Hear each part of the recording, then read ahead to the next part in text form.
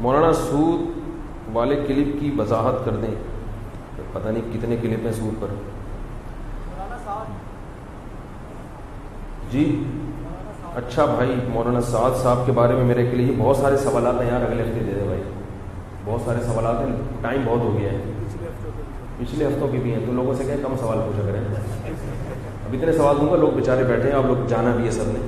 بھائی میرا کوئی کلپ چل رہا ہے تبلیغ جماعت کے مولانا سعد صاحب کے بارے میں, وہ مولانا سعد صاحب کے بارے میں کلپ نہیں تھا, وہ حاجی عثمان تھے پرانا, اس کے بارے میں کلپ تھا, تو کسی نے کاٹ کے وہ مولانا سعد صاحب پہ فٹ کر دیا, تو مولانا سعد صاحب کے بارے میں نہیں ہے. البتہ اس میں جو میں نے اصول اور ضابطے بیان کیے ہیں, وہ اصول اور ضابطے بہرحال برحق ہیں.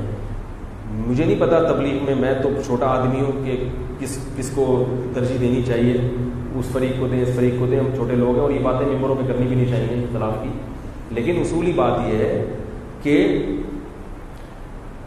کسی بھی معاملے میں شخصیت پرستی پہ نہیں جانا چاہیے. علماء کی جماعت کو دیکھنا چاہیے کہ علماء کس کو فالو کر رہے ہیں, علماء کیا کہہ رہے ہیں, اور اجتماعی نظم کس میں ہے.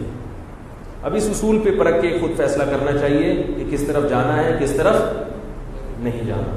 اس لیے اور یہ ہم چھوٹے کا کام نہیں ہے کہ ہم بیٹھ کے یہاں تبصرہ کریں, یہ بڑے علماء کا کام ہے. حضرت مفتی محمد تقی عثمانی صاحب ہیں, یا اور دیگر بڑے علماء, یا وہاں دیوبند کے بڑے علماء جو وہاں ہندوستان میں مرکز میں ہیں, تو ان علماء سے لوگ پوچھیں کہ ہمیں کیا کرنا چاہیے.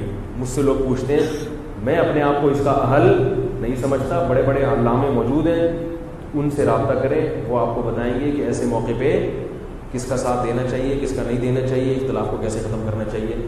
اور چھوٹے لوگوں کا کام ہے ان اختلافات میں نہ پڑیں, اپنے جو تبلیغ کا کام ہے اس سے کیا کریں, جڑے رہیں.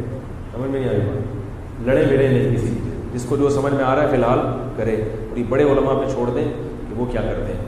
سبحانک اللہم و بحمدک نشہد ان لا